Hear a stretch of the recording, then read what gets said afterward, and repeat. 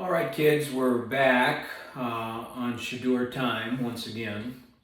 This is part two of our discussion on Romans 12. We went through part one last time, and I think there was some good things that came out of that. So let's go over verse 9 through verse 14. As we mentioned, it has 21 verses. We read 8 before. Let's go to 14 now. And we'll discuss a little bit after that. Romans 12, verse 9. Let love be without dissimulation. Abhor that which is evil. Cleave to that which is good. Be kindly affectioned to one to another with brotherly love, in honor, preferring one another. Not slothful in business, fervent in spirit, serving the Lord, rejoicing in hope, patient in tribulation, continuing instant in prayer, distributing to the necessity of saints, given to hospitality. Bless them which persecute you, bless and curse not. That is 14. So this is kind of the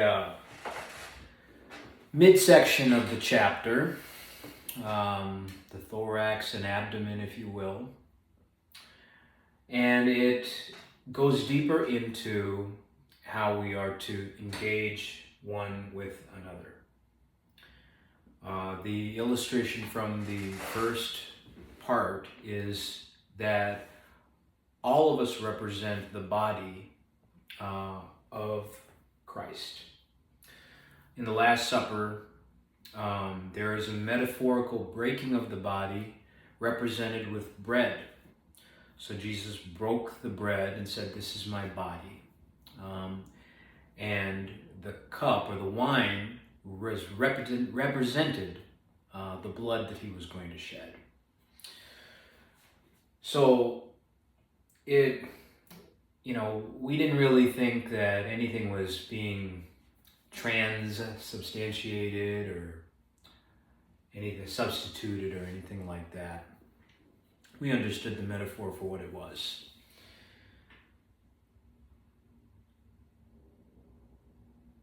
There's a lot of vocabulary here in this portion that doesn't make itself readily understandable. Some of that's by design, unfortunately. But let's break down the parts that we can understand.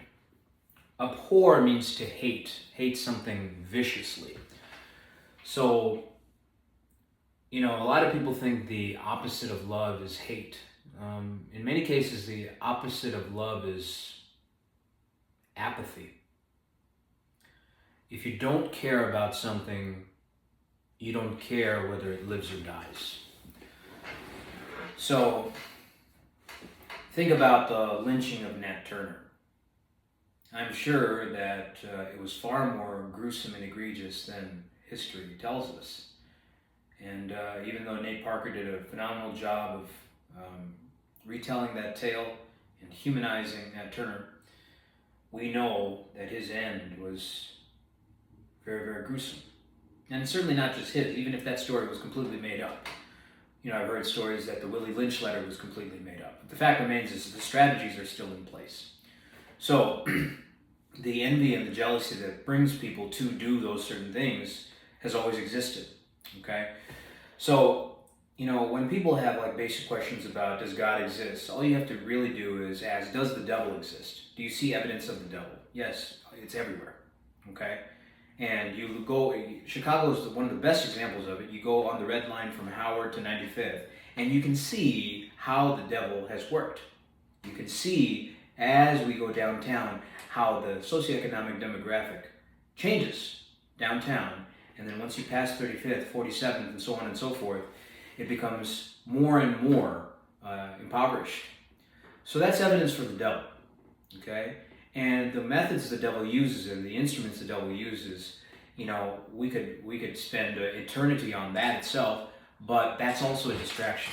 We don't need to get bogged down with which tools the devil uses to do his dirty work, okay?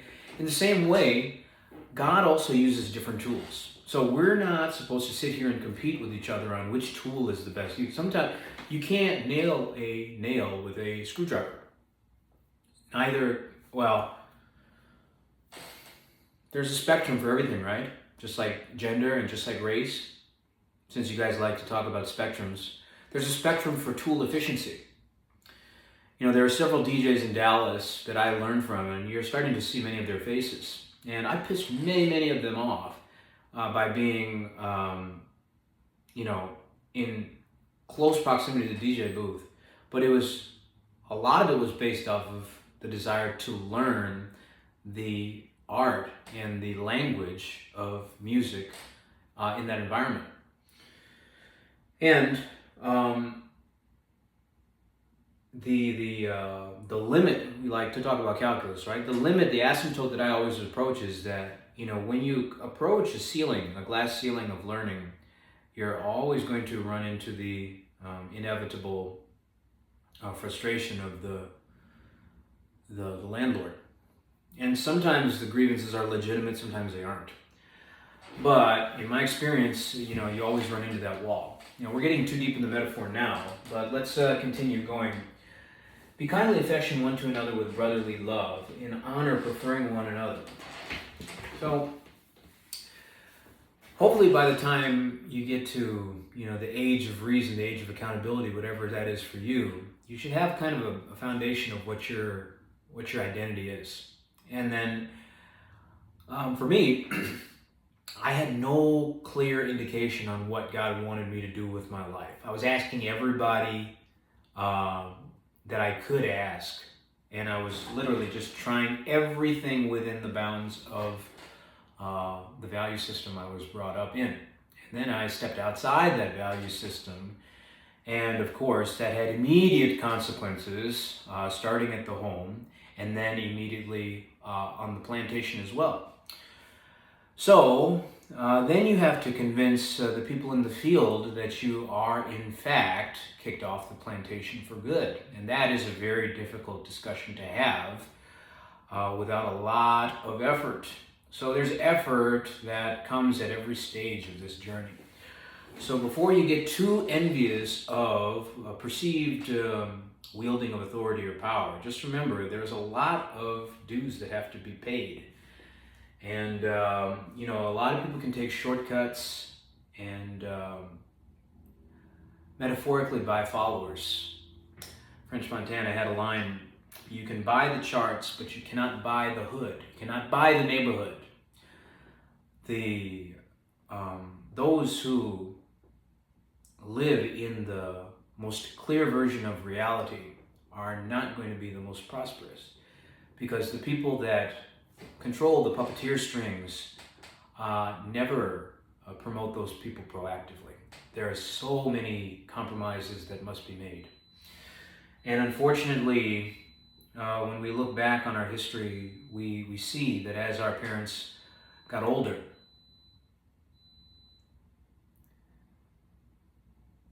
how many sacrifices and compromises they had to make to their own value system in order to keep us fed. But some of that is by choice as well. If you choose to have children as pets, if you choose to have them in place of a dog or an animal that is mindless and obedient, God takes note of that intention. And He's not mocked, even by actions within the boundaries of appropriate marriage and family. So it's very important to always be mindful of your motives and to do a deep assessment personally on why you do things the way you do. That being said, Jesus also told us that we should have an infinite capacity to forgive. And to the athletes, I'd like to point out a little cheat code. Spiritual and emotional clarity is just like the digestive system. When you hold on to anger and you hold on to envy and you hold on to bitterness or strife. I was a running back all my career. And even though I anchored the 4x100 meter relay as a junior, as a senior I had to move and started off, and I was removed when those teams went to sectionals and state. So, what that taught me was that there is a standard of performance that, you have to meet if you want to be a peer in a regular system. But in a slanted system, there is an additional standard you have to exceed in order to get the equal benefits. And this is something I learned very early from my parents and, of course, from the history of America. So we recognize that the Bible says, in the world you will have tribulation, but be of good cheer, I have overcome the world. Okay, so this is par for the course once again. I'm sorry for all the golf references. I've never been on a course. I've only been on the driving range to help others. So I'm not pretending to be an expert there. It says, rejoicing in hope, patient in tribulation, continuing instant in prayer. And all that means to me is that your first option, when you read the defensive end, should be to look to God in prayer. The old hymn, What a Friend We Have in Jesus, is very popular. And even though it's kind of slow and boring, the message can still flow through your spirit if you allow it to. Everything needs to go to the Lord in prayer. The money that was printed in 2021 got us a few stimulus checks, but it completely inflated the currency to now where you see the reflection of the prices at the grocery store. So if you place your faith in pieces of paper, that's a house built on sand, okay? When other people can control the variables that impact your self-esteem, even your livelihood, of course, your family's peace of mind, if you don't have something deeper to stand on, you're going to be in big trouble when times of crisis arise. In the early church, screw the early church. In our cottage meetings in the 90s, it was 6 or 7 families that all were going through the same struggle.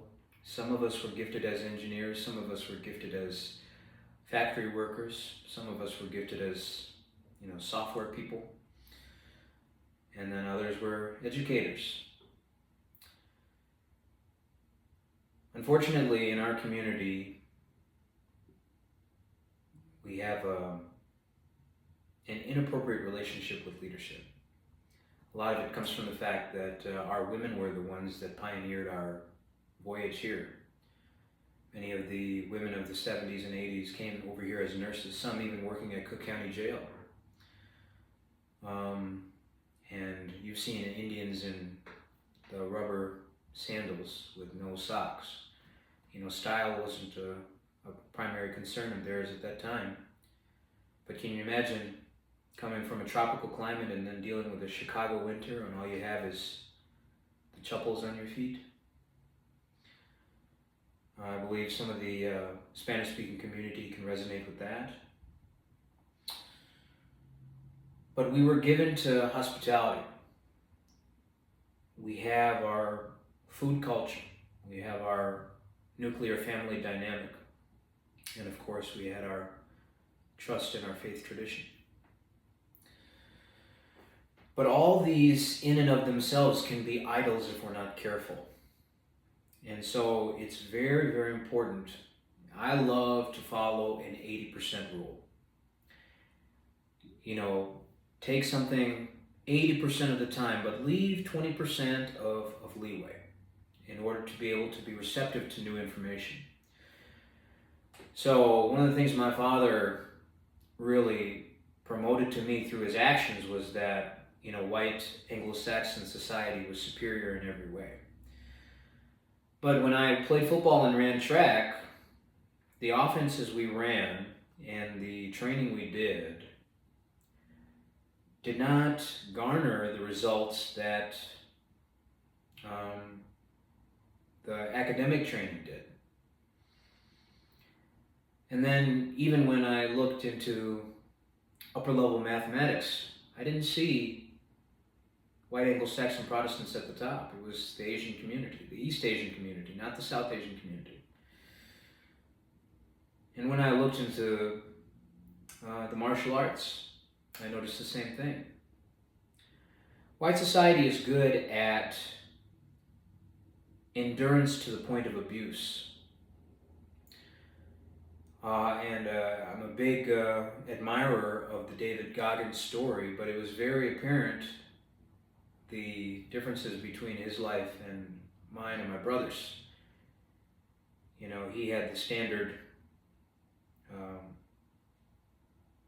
black and white upbringing, so he was unfortunately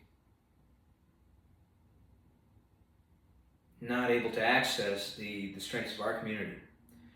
And so he was a great inspiration for me to kind of remix his life in terms of a more spiritually potent form of endurance. And that is where I do share some sympathy for Mohandas Karamchand Gandhi. I was not fond of starving myself for the pity of colonizers. But in the 70s and 80s, there was no other bridge for us to cross. The African American community was going through its own struggles at that time, certainly in the South especially. And in the North, as Malcolm X said, the danger was not the conservative, it was the liberal, who would smile in your face with a knife behind their back. And so navigating that landmine was a journey in and of itself. And if you accomplish that, I congratulate you. And you will be rewarded even for that accomplishment. But I knew in order for the future generation to survive, a bridge needed to be built. So, because of my father's literature experience, I recognized that there were strengths in every community. And because of my mother's experience with writing about multiple intelligences in the education field, I had a pretty good blueprint on how to go explore other communities for their strengths and provide them a basic menu of our strengths as well. And Hero is my representation of that. Texas Movement to some degree, but Hero specifically. Because our community was infatuated with Michael Jordan, as is appropriate at that time. He was a great representation of black leadership, and he showed that that could happen along with great camaraderie. And the triangle offense, I think, is a wonderful mechanism for teamwork. But when I saw super teams being made by players, I did not see the same enthusiasm, particularly with Kevin Garnett and Rajon Rondo and Ray Allen and Paul Pierce at some point. I didn't see that same appreciation when they made a super team to go against Kobe. I didn't see that same appreciation when LeBron and Dwayne Wade and Chris Bosh created a super team. Now, whether they're corny or not is up for debate, and the podcast can deal with that. But the fact remains is that, we understand why some things are celebrated and some things are not. So this is the context in which I went to Texas the first time. And the greatest strength I had was that my parents did not leave me any need for crutches. So as reliant as I was upon alcohol and promiscuity to maintain peace of mind, it wasn't necessary, okay?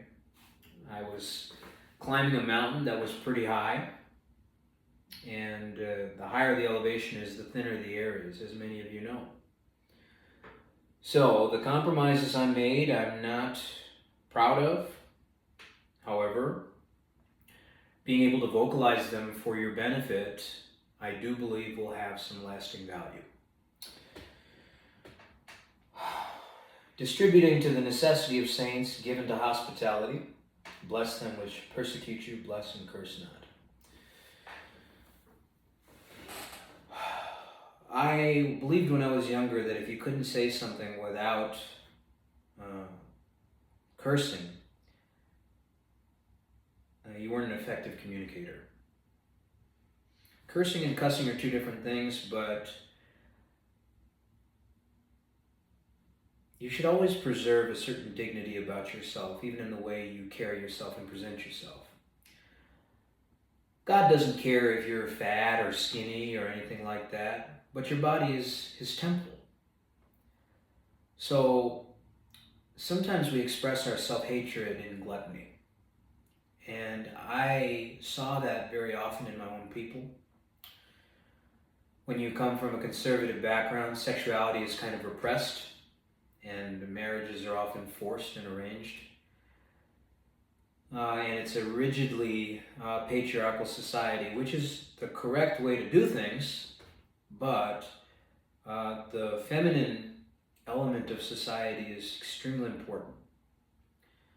And I'm so grateful to African American women specifically, and African women as well. And we can throw the Caribbean diaspora in there also, because even though they go a little bit overboard with the expression of it, kinesthetic intelligence is a divine gift, and it should be respected. Now, just as you wouldn't want to spend money on depreciating assets if you were very liquid, which is why we see all these zombie companies now, we don't want to abuse the gift of our sexuality. We don't want to abuse the gift of our fertility, the gift of our womb. It's not just our physical womb, it's our creative womb. You know, the things that we create, the words that we speak, the images that we portray represent not only ourselves, but our family, our neighborhood, our community, our history. Sometimes we forget how many sacrifices have been made for us to live as comfortable as we live. And so I always try to be very mindful of that. And I always wanted to put my diaspora in the best position possible for the future, even given my ambiguous appearance. I kind of embraced it, as you see, but you know, I heard a rumor that Bruce Lee also had some mixed heritage, and his master also had a lot of difficulty with him teaching his art to Westerners. And even Peter and Paul had a disagreement on when Jews and Gentiles were supposed to sit together and eat. And God spoke to Peter in a dream regarding clean and unclean food. So this is a common issue that many of us deal with, particularly if we have an upper level status in society. We think that we've earned something. You've earned nothing. Everything you have is given to you from above. And it says that, I think, even in James, every good gift comes from God. If we confess our sins, He is faithful and just to forgive us our sins and cleanse us from all unrighteousness. That's 1 John 1:9. So I hope by this transparency, that's a trans word also, that we start to think about how we can better present ourselves to each other, for each other's edification, each other's growth, each other's encouragement. And servant leadership is very, very doable as a team, I think. And I want to thank everyone that has supported me thus far. Thank you for those who were patient with me in Dallas. I really appreciate it. I'm sorry I couldn't give you all the details at the time, but I was, representing a city in great need of change and assistance. And it's our time to make our contribution to history. And we need to do it with the gifts that we've been given. The gifts that we've been given are technology, connection, and information. We now know what is legitimate history and what is not. We have the ability to decipher that, okay? So all that awareness, Amanda Seals and everybody else, Let's start to, like Jay-Z said, let's start to turn that into action, okay? We've had enough of the Jew marionette TV shows, okay? Homosexuality is not the only form of courage, P-Valley. Okay, I appreciate that you know how to straight press a wig, but, you know, let's use some of that ambiguity for a positive direction. Not just HIV positive, I'm talking about practically positive ways and means of moving the needle, okay? I don't like these Bernie Sanders 80-year-old people running things any more than you do, okay?